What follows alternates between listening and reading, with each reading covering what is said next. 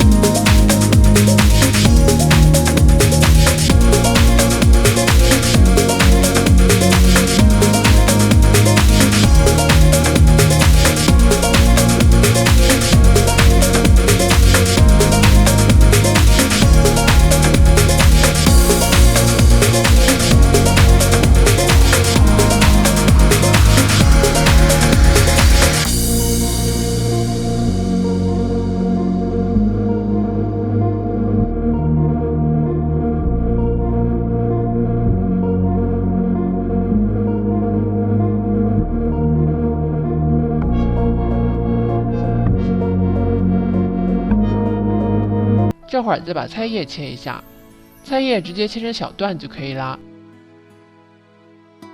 这样。